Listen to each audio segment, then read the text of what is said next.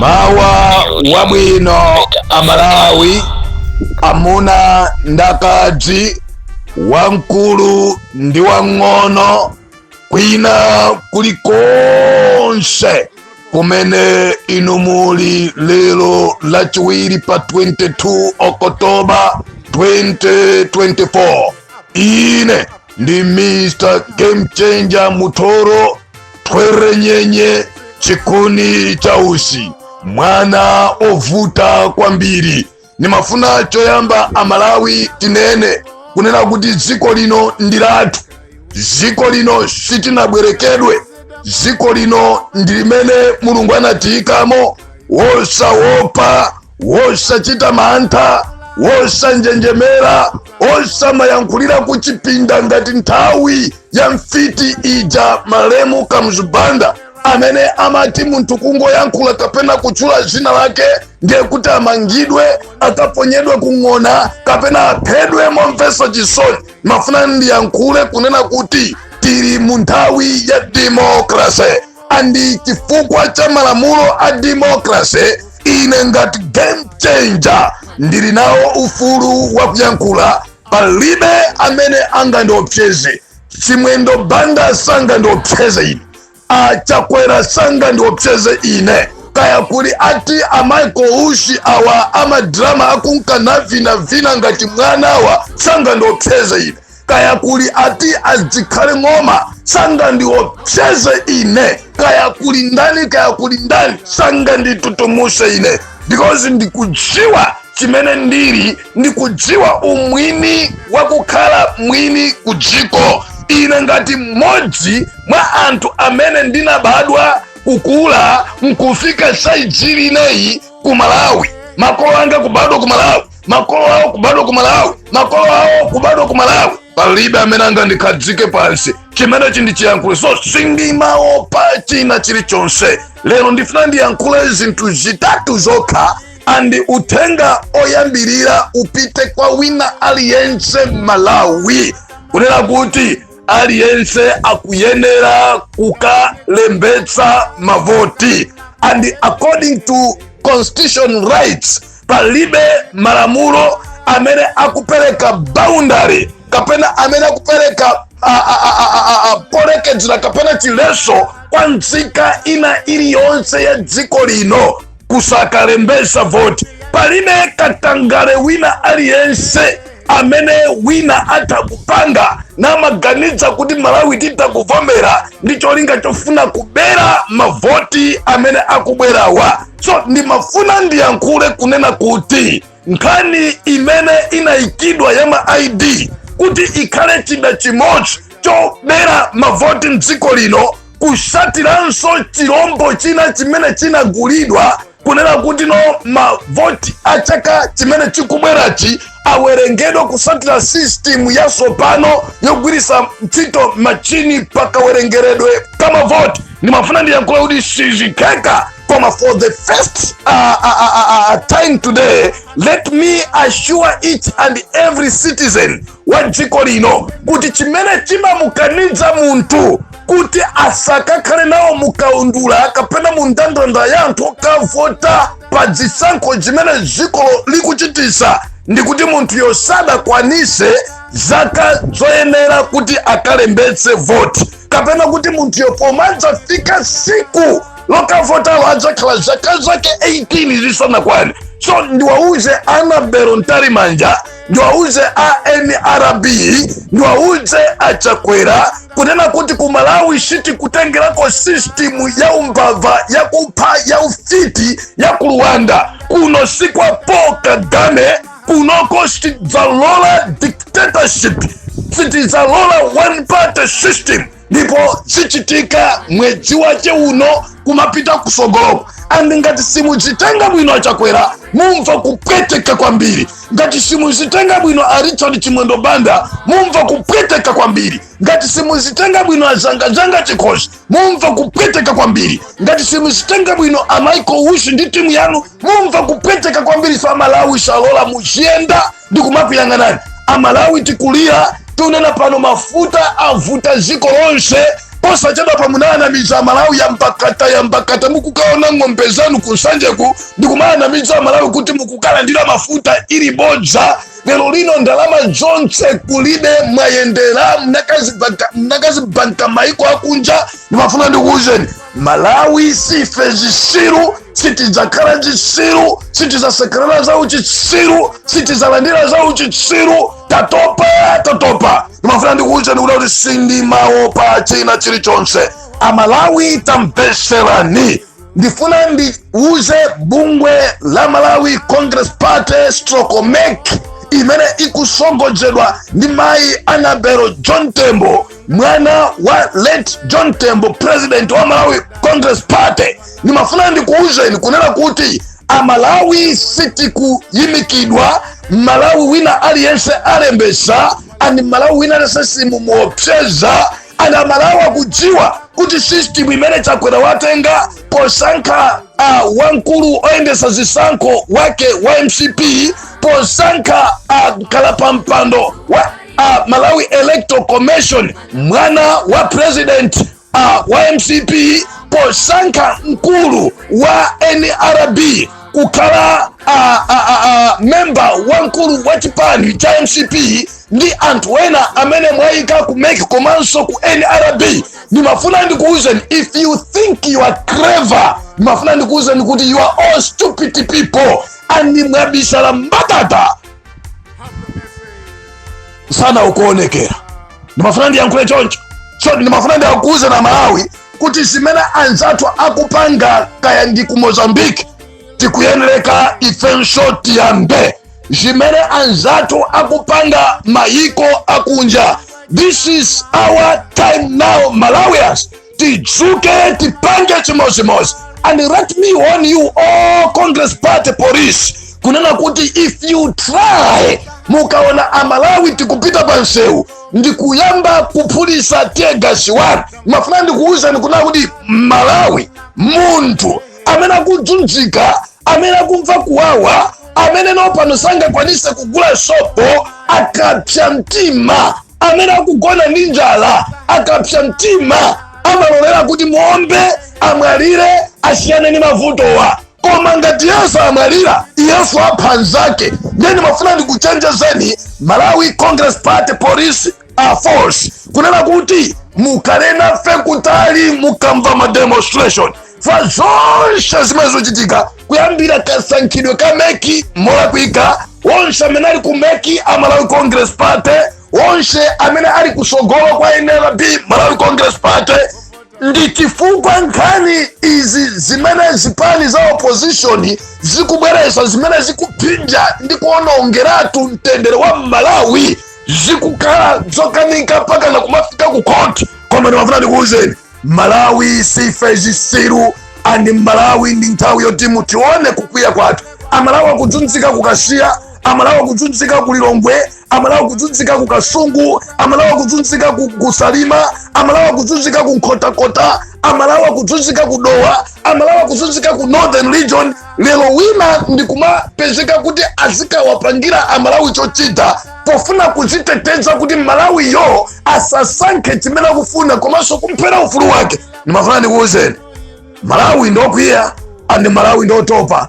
Malawi savomera kuli bwino kukamphera kunsewu, kuli bwino ngati kumanga kunyonga mutinyongere pansewu, koma zimene zizichitika. Mfundo yanga namba 2, Amalawi mumvesere zipani za opposition zimene zikusogoleredwa ndi chipani chachikulu muno Malawi cha Maite Democratic Progressive Party.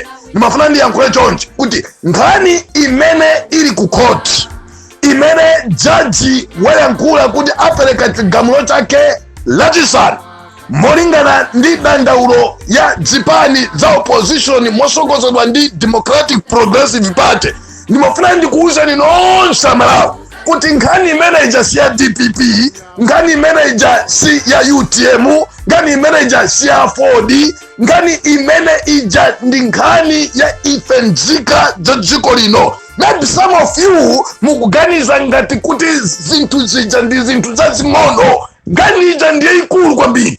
Andi zipani za opposition anthu amene wali pamene paja kunena kuti agwire ntchito yoteteza malamulo a dziko lino, agwire ntchito yoonetsetsa kuti avvv awa mfiti za wanthu zokumwa magazi idzi zisafike popanga zinthu zawo zonyasa ife tikuona iwo akuona koma kutengapo stepe. So ndi chisiru chokha cha munthu chokumwa madzi osukira ndevu chimene titha kumaombera m'manja kapena kumasutsana ndi ziganizo za zipani za opposition zimene anapereka mwa dzina ku msonkhano wawo wa atolankhani umene unalipo sabata yapita. Nimafuna ndikuuze na Malawi, zipani za opposition kapena kuti chipani cha DPP chinapita ku koti kumene anakanena kuti no chipangizo ichi chimene chikutchedwa ati kaya chani ngati zina la munthu matiki kusogoloko.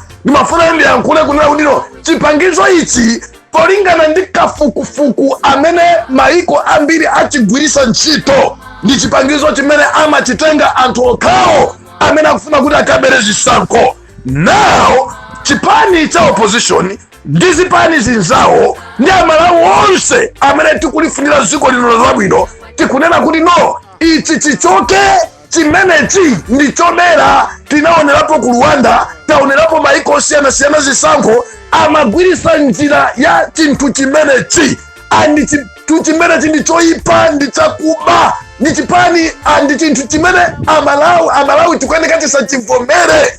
Ndipo a opposition anakapereka dandawo lawo ku koti kuti aunikire. So ndimafuna ndiyankhule chonchi, ndikupempheni nonse amalawi kuti tiyime kumbuyo kwa zipani zathu za opposition kukanisisa kuti no iyo njira imene akuitcha kuti digital isavomerezedwe, kaya kuti ndi zamakono zikachitika kwawo. Ife tigwirisa old system, tigwirisa manual system, tizawerenga mavoti athu ndi manja athu, kuwatenga pamenepo ndi manja athu, kulemberana pamenepo ndi manja athu. Wina asabweresepo chipangizo chache kuti azikamo manambala asokoneza system monga amene akhala kusokonezera maiko osiyanasiyana ngati ku Rwanda kwa Paul Kagame kumene Lazarus Chakwera wapanga ubwenzi kwambiri kufuna kubera zisankho. Sitizavomera kuti zisankho zathu zidzayendesedwe ndi anthu aku Israeli amene abwera ndi amene akupanga system yonse yobera zisankho. Siziteka mdziko lino la Malawi. Otherwise mwazi uja umene amanena Chakwera kuti azakhesa mwazi timukhesereni ife fanda ati mphadi chimene chindiyakule. Nimafuna Malawi ndikuuzeni kunena kuti zodabwisa zopasa mafunso zoonekera anthu kuti anthu awa ni mbava, anthu awa nzeru alibe, mulungu achosa nzeru. Bwanji sakuvomereza zipani zonse zikuyankhula kunena kuti yayi ambuye chida ichi sitikuchifuna muchichose. Now MCP okha akukakamira chimenechi, akuchikakamira chani? Ngati MCP kudziwa kuti ili clean, bwanji osochosa chimenechi? Ngati MCP kudziwa kuti izavoteredwa pa 2025 pa 16 pano, bwanji osochosa chimenechi? Nimafuna ndiyankhule nkhani yokhudza nanso ndi ma ID ANRB ino ameke. Ngati mukudziwa kuti malamulo ndi a Malawi, ife Malawi tikukana kunena kuti ife sitikuikiridwa chotchinga, ife sitikuikiridwa malamulo otipinja ononga demokrasi ya dziko lino. Pakuyika lamulo lonena kuti wina alenso okavota akhale ndi chiphaso chake cha ujika ndi kukuyikira malamulo. So kuli anthu ena ali ku South Africa akukonzekera kusakasaka ma transport kuti abwera azavote nawo, anthu ena ali ku America, anthu ena ali kuti, ena ali m'malo mwa musangathe kuyenda ndodwala. Lero mukupereka zimalamulo zanu zopusa zofuna kuchinga zonse nzika zokavota kuti zakavote cholinga nambala yanu ija imene mwayikhazikitsa ku Central Region izakhale kuti zili bwino. Nambala yanu ija imene mwayikhazikitsa maboma onse a Central Region zizakukomereni. Amalawi ochuluka asakapeze nawo mwayi okavota. Let me tell you, malamulo athu akulu mdziko lino sakumuvomera munthu kapena sakumupanga bani munthu kuti asakavote pogwirisa ntchito mawu ena oti lamulo amene lamulo sila wanthu eni ziko ndi lamulo la Malawi Congress Party siziteka zimenezi. Ine ndi Mr. Game Change. So ndimafuna ndiyankhule, ndichenjeze chipani cha MCP, ndiwachenjeze Achakwera, ndiwachenjeze Richard Chimwendo Banda. Bwana Richard Chimwendo Banda mumvesere ukatambatamba uziyang'ana kumbawa kuopa kungakuchere. Ndimafuna ndikuuze kuyankhula kwa ndite na ntambwe anazitengera. Lero mutakuoneka ngati dolo, mutakuoneka ngati okhwima, mutakuoneka ngati muli ndi mphamvu, koma apolisi omwe amene mukuwagwiritsa ntchito atopa akumva kupweteka. Amalawi amene mukuwauza za uchisiru mkapita m'misanjawa atopa akumva kupweteka. Amalawi amene mukuwanamiza ndi ma 2000 aja atopa akumva kupweteka. Malawi ora mutampasa 2000 mafuta pano atakugula 6000 akapanga nayo chani. Malawi ora mutampasa 10000 lero chimanga tili pa 55000 akapanga nayo chani. Malawi ora mutampasa 100000 lero fertilizer ali pa 119000 akapanga nayo chani. Malawi ora lero mutamdamiza maka mugaza kuti Malawi ndi chitsiru alita ndi bwino bada ukatambatamba uziyang'ana kumawa kuopa kungakuchere. Ngoma yolira kwambiri sichedwa kupasuka kuphulika muchenjere kwambiri. Ndipo mawu a Mulungu akunena kuti mdima ungachuluke maka ngekuti kukucha. Ndipo Yorodani Amalawi tikamoloka. Mfundo yanga yomalizira Amalawi mmawa uno ndiyonena kuti zimene zachitika ku Mozambiki, ndibwereze zimene zachitika ku Mozambiki ndi zimene zikuchitika ku Mozambiki zikuyenera kuyambika dziko lino la Malawi. Tere ndimafuna ndifunse ma comrades anzanga nonse, zipani za opposition zonse, this is time now. Tilibe nthawi ya kusekerera, tilibe nthawi ya kunyengerera, tilibe nthawi ya kukhala chete, tilibe nthawi ya kungokuyang'anira. Mwambi ulipo onena kuti muvi oyang'anira suchedwa kulowa m'maso. Sinthawi iso yomangolimbana kokha ndi kumangolongola ndi kumalimbana kokha ndi mapepala ndale pena zimakomanso ndi ubuli kuti zizayende bwino. Apa zikafika pamene zikufika bwa uchitsiru pa tigwiritsa ntchito umbuli wathu ife ngati mbuli ngati chitsiru kuti umbuli omwe utiwombole fasi tilola za uchitsiru mdziko lino la Malawi. Ndimafuna ndimalize ndi mawu ochenjeza mabwalo athu a milandu. This is my number 3 point. Malawi, you still remember, and I don't think paramene waiwala Malawi kuti tifike pano, kuti tikhale ndi boma la Kumbairi, kuti tikhale ndi boma la Nkhanzairi, kuti tikhale ndi achakwera, sikuti panachitika zinthu za dongosolo, sikuti panasatidwa chilungamo kumabwalo a milandu, koma kuti former Chief Justice and his team anagwirizana ndi anthu ena kunena kuti mupange china chilichonse chotheka. Apolisi mukhale kumbuyo kwathu, ane mkwata apa mukhale kumbuyo kwathu, ndikutenga judiciary yonse kuipasa zindalama, ndikutenga aziphunzitsi simagwiritsa ntchito mopusa bwanjinu, mumazunzikaso kwambiri ndinu, mukuzunzikaso kwambiri ndinu. Tonani ku judiciary kuwapasa mamiliyoni, tonani kuameku at least koma kuamekoso anthu ampira kuzunzika akumva kukoma ndi anthu owerengeke kutunda kukhala kukomanda ndi gulu lake. Ndimafuna ndikuuza nkhani iyi yonena kuti Malawi we still remember kunena kuti ndi judiciary imene inatonongera dziko lino, imene inatipangira malamulo a uchitsiru, imene inagamula kupereka chigamulo chache moputsa ngati akulesa ndiyitane ndikawafunsa ine mafunso oneka uchitsiru koma nzeru fatikawafunsa kunena kuti no mulandu umene anthu anu okumbawa anakadandaula umakhudza na bwanji ndi 50+. Mlandu umene anthu anu anakadandaula umakhudza na bwanji ndi kuzitenga zipani kuziphatikiza pamodzi zimagwirizana bwanji. Kodi mlandu umene uja umene wina alesanaima paeka 2019 malamulo anu amakuvomerezani kuti no mlandu uja muikireso pano zigamulo zokuti akaphatikane kapena abwerera akamenyeneso mene anamenyera kuti wowinayo aoneke weni. Ndimafuna ndikuuzeni kunena kuno Malawi we are not fools. And sitidzakhala dzitsiru ndipo sitivomera kukhala avivivi akapolo ati. Ndimafuna ndiyankhule chonja Malawi kuiuza judiciary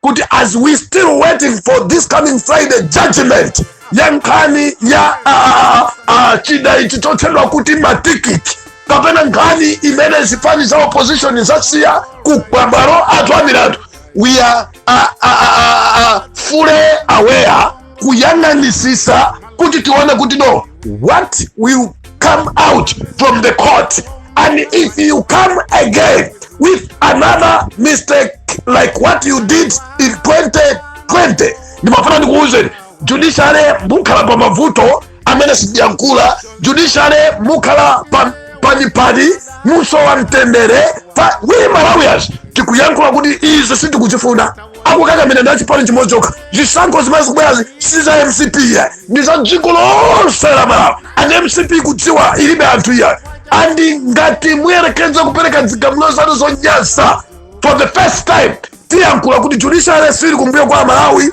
judiciary ikupanga za Malawi Congress Party, judiciary nayo popeza nzathu wina wazuka kuti kulumbafa katangale nekuti zimenezo ndiumva kuti ajaji amene akuyendesa zimenezi apasula chindalama ndekuti titakuzikhulupirira ife ngati nzika za dziko kuti zimenezi ndizoona. But let me warn you, Malawi sife anthu opusa, Malawi sife zisilu, Malawi sife anthu ogona. Timagona kale chifukwa dziko lathu linali ndi usogoleri oti wina akalankhula anapha andawakuyesesa kuti no usogoleri umene uja ukhalepo pakana pano uyambiranso pakana pano koma sitilola kuyankhula kudzudzula kupha kumanga kuwapseza kutumiza anthu kukakhapa sitikuvomera china chilichonse.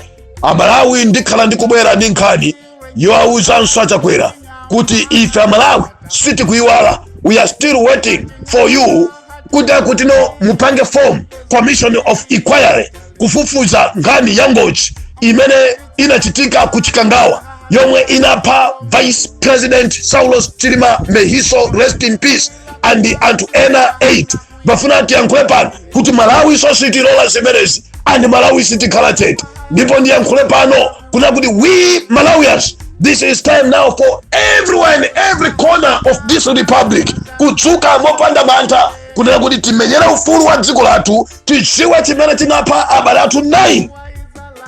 Ine ni Mr. Game Change. Lero atafuna zifufuza za governor wawo amene anafera kaya kulumu kaya anakhala bwanji kaya nali ni mahule kumeneko akusiya kukhazikitsa commission of inquiry imene ifufuza bwino za imfa ya yemwe anali vice president wa dziko lino, not only the vice president koma president of the party. Akuti ayi kusiya anthu amene amagwira ntchito za ukadaulo, mapilot, masoja, anthu amene amathandiza dziko lino. Mufuna muyambe kumafufuza za munthu amene amaba kuchipani kwanuko. Mafuna ndikuwuzeni, very soon I will come. Koma let me tell you, no matter what, either you like it or not, but come 2025, forget. Malawi ndibwera ine ndiyankhule chimene ndaona in my vision last night. God is at work, and let me assure you, our God is faithful God, and all what is happening here in Malawi, God knows. And Mulungu atipangira njira popanda njira.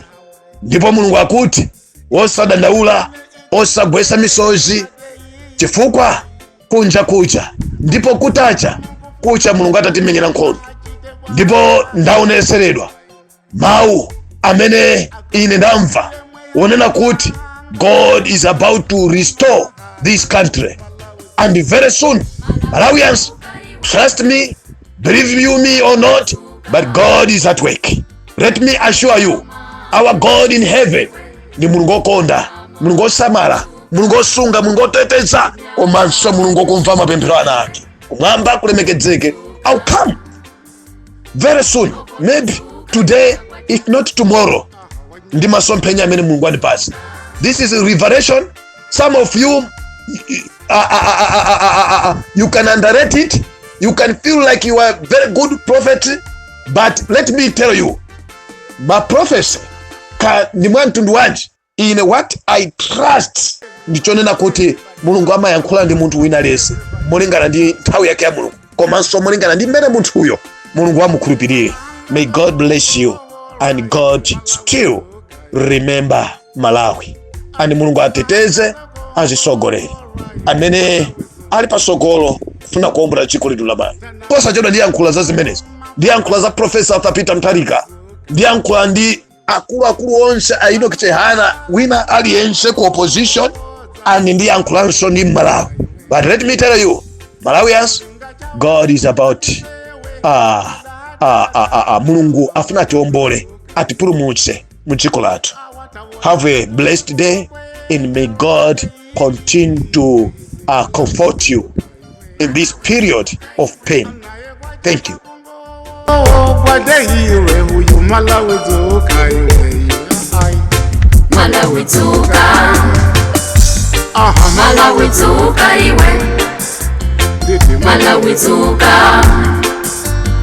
Wanyama atatuka iwe, wanyama atatuka, wanyama atatuka iwe, obo tatuka,